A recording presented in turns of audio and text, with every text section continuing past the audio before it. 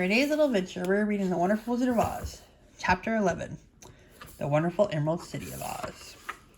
With eyes protected by the green spectacles, Dorothy and her friends were at first dazzled by the brilliancy of the wonderful city. The streets were lined with beautiful houses, all built of green marble and studded everywhere with sparkling emeralds. They walked over a pavement of the same green marble, and where their blocks were joined together were rows of emeralds, set closely and glittering in the brightness of the sun. The window panes were of green glass. Even the sky above the city had a green tint, and the rays of the sun were green. There were many people, men, women, and children, walking about. And they were all dressed in green clothes and had greenish skins. They looked at Dorothy and her strangely assorted company with wondering eyes, and the children all ran away and hid before their mothers when they saw the line. But no one spoke to them. Many shops stood in the street, and Dorothy saw that everything in them was green. Green candy, green popcorn were offered for sale, as well as green shoes, green hats, and green clothes of all sorts. At one place, a man was selling green lemonade, and when the children bought it, Dorothy could see that they paid for it with green pennies. There seemed to be no horses nor animals of any kind. The men carried things around in little green carts, which they pushed before them. Everyone seemed happy and contented and prosperous. The guard in the gates led them through the streets until they came to a big building exactly in the middle of the city, which was the Palace of Oz. The great wizard, there was a soldier before the door, dressed in a green uniform and wearing a long green beard. "Here are strangers," to the guard in the gates, and they demand to see the great Oz. "Step inside," answered the soldier, "and I will carry your message to him." So they passed through the palace gates and were led into a big room with a green carpet and a lovely green furniture set with emeralds. The soldier made them all wipe their feet upon a green mat before entering this room, and when they were seated, he said politely, "Please make yourself comfortable while I go to the door of the throne room and tell Oz you are here." They had to wait a long time before the soldier returned. When at last he came back, Dorothy asked, "Have you seen Oz?" "Oh, no, I have never seen him, but I spoke to him as he sat behind his screen and gave him your message. He says he will grant you an audience if you so desire, but each one of you must enter his presence alone, and he will admit but one each day. Therefore, as you must remain in the palace for several days, I will have you shown to the rooms where you may rest in comfort after your journey." "Thank you," replied the girl. "That is very kind of Oz." The soldiers now blew upon a green whistle, and at once a young girl dressed in a pretty green silk gown entered the room. She had a lovely green hair and green eyes, and she bowed low before Dorothy as she said, "Follow me, and I will show you to your room."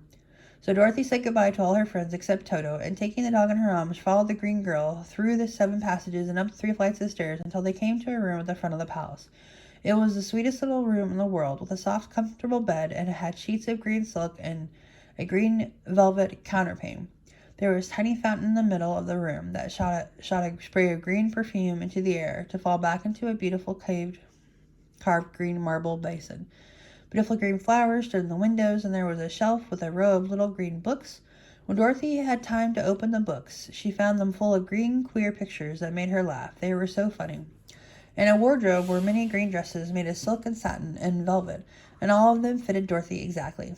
"Make yourself perfectly at home," said the green girl, "and if you wish for anything, ring the bell. Oz will send for you tomorrow morning." She left Dorothy alone and went back to the others. There she also led to rooms, and each one of them found himself lodged in a very pleasant part of the palace.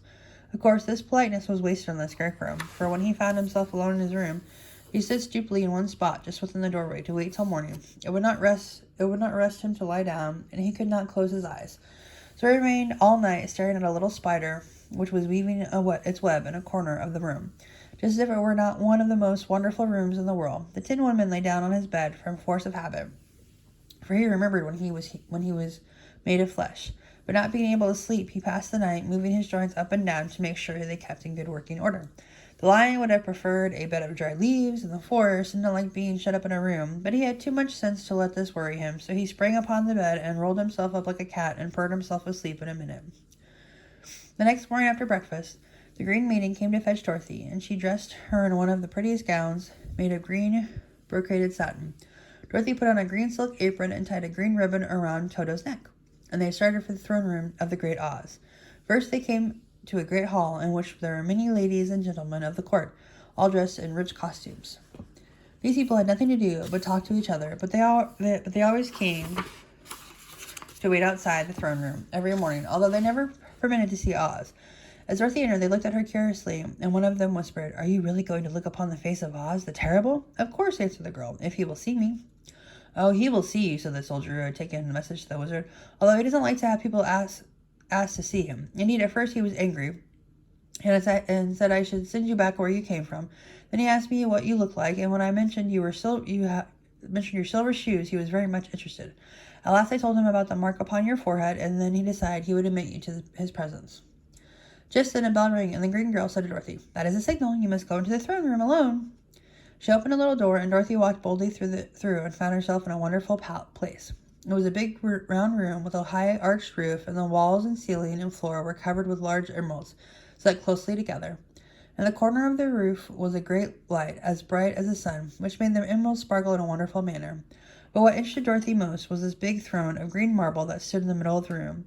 It was shaped like a chair and sparkled with gems, as did everything else. In the center of the chair was an enormous head, without body to support it or any arms or legs whatsoever. There was no hair upon its head, but it had eyes and nose and mouth, and was bigger than the head of the biggest giant. As Dorothy gazed upon this in wonder and fear, the eyes turned slowly and looked at her sharply and steadily. Then the mouth moved, and Dorothy heard a voice say, "I am Oz, the great and terrible. Who are you, and why do you seek me?" It was not such an awful voice as she had expected to come from the big head, so she took courage and answered, "I am Dorothy the small and meek. I have come to you for help." The eyes looked at her thoughtfully for a full minute, then said to the voice, "Where did you get the silver shoes?" "I got them from the Wicked Witch of the East, when my house fell on her and killed her," she replied. "Where did you get the mark upon your forehead?" continued the voice. "That is where the Good Witch of the North kissed me when she bade me goodbye and sent me to you," said the girl.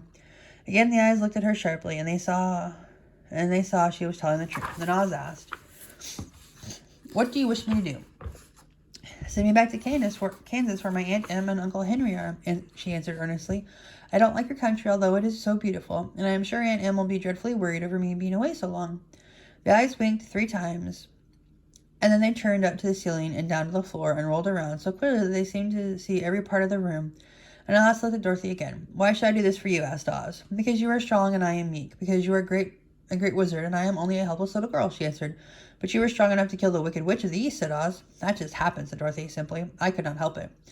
"Well," said the head, "I'll give you my answer. You have no right to expect me to send you back to Kansas unless you do something for me in return. In this country, everyone must pay for everything he gets.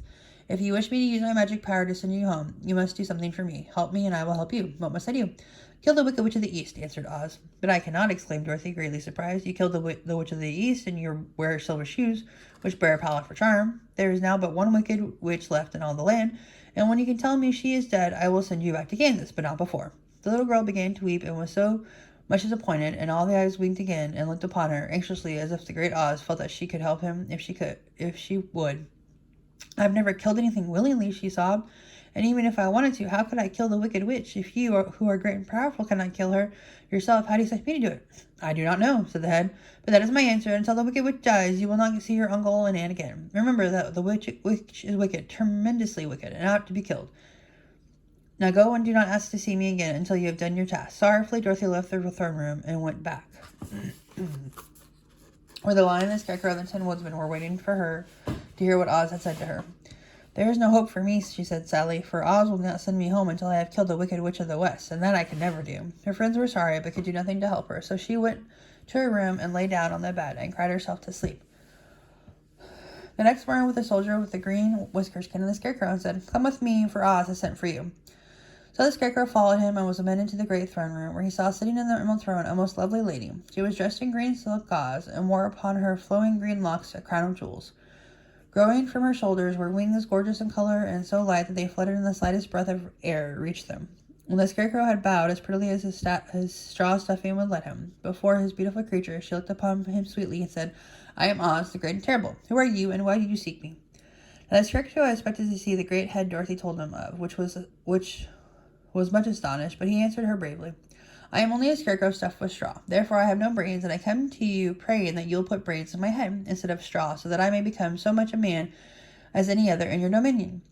"Why would I do this for you?" asked the lady. "Because you are wise and powerful, and no one else can help me," answered the Scarecrow. "I never grant favors without some return," said Oz. "But this much I will promise. If you will kill for me the Wicked Witch of the West, I will bestow upon you a great many brains, and such good brains that you will be the wisest man in all of the land of Oz." "I thought you asked Dorothy to kill the witch," said the Scarecrow in surprise.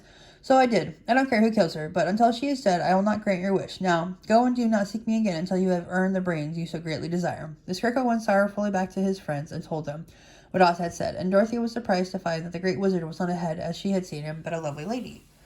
All the same, said the Scarecrow, she needs a heart. She needs a heart as much as a tin woodman. On the next morning, the soldier with the green whiskers came to the Tin Man and said, Oz has sent for you. Follow me. So the Tin Woodman followed him and came to the great throne room. He did not know whether he would find Oz a lovely lady or a head, but he hoped it would be a lovely lady, for he said to himself, as a head, I am sure I shall not be given a heart, since a head has no heart of its own, and therefore cannot feel for me. But if it was a lovely lady, I shall beg her heart for a heart, and for all ladies are themselves said to be kindly hearted. But when the woodman entered the great throne room, he saw neither the head nor the lady, for Oz had taken the shape of a most terrible beast. It was nearly as big as an elephant, and the green throne seemed hardly strong enough to hold its weight. The beast had a head like that of a rhino, only there were 5 eyes in its face. There were 5 long arrows growing out of its body, and it also had 5 long, slim legs. Thick, woolly hair covered every part of it, and a more dreadful-looking monster could not be imagined. It was fortunate the Tin Woodman had no heart at the moment, for it would have been loud and fast from terror. But being only 10, the woodman was not at all afraid, although he was much disappointed. I am Oz, the great and terrible, spoke the beast in a voice that was one great roar. Who are you, and why do you seek me? I am a woodman and made of tin, therefore I have no heart, and cannot live. I pray you to give me a heart, that I may be as other men are. Why should I do this? Because I ask it, and you alone can grant me a request. Oz gave a low growl at this, but said gruffly, If you indeed desire a heart, you must earn it. How? Asked the woodman. Help Dorothy to kill the Wicked Witch of the West, replied the beast. When the witch is dead, come to me, and I will then give you the biggest and kindest and most loving heart in all the land of Oz. So the Tin Woodman was forced to return sorrowfully to his friends and tell them of the terrible beast he had seen. They all wondered greatly at the many forms the great wizard could take upon himself, and the lion said, If he is a beast when I go to see him, I shall roar my loudest, and so frighten him that he will grant all I ask. And if he is a lovely lady, I shall pretend to spring upon her, and so compel her to do my bidding. And if he is the great head, he will be at my mercy, for I will roll his head all about the room, until he promises to give us what we desire. So be of good cheer, my friends, for all will yet be well. The next morning, the soldier with the green whiskers led the lion to the great throne room and bade him enter the presence of Oz. The lion at once passed through the door and glanced around, saw to his surprise that before the throne was a ball of fire, so fierce and glowing he could scarcely bear to gaze upon it. His first thought was that Oz had by accident caught on fire and was burning up, but when he tried to go nearer, the heat was so intense that it singed his whiskers, and it crept back trembling to a spot nearer the door. Then a low, quiet voice came from the ball of fire, and these were the words it spoke. I am Oz, the great and terrible. Who are you, and why do you seek me? And the lion answered, I am the cowardly lion, afraid of everything. I come to see you to beg that you give me courage, so that in the reality I may become the king of beasts, as men call me. Why should I give you courage? Demanded Oz. Because of all the wizards, you are the greatest, and alone have power to grant me my request, answered the lion.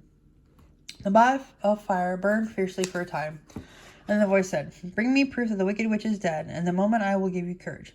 But so long as the wicked witch lives, you must remain a coward. The lion was angry at this speech, but could say nothing in reply, and while he stood silently gazing at the ball of fire, it became so ferociously hot that he turned tail and rushed from the room.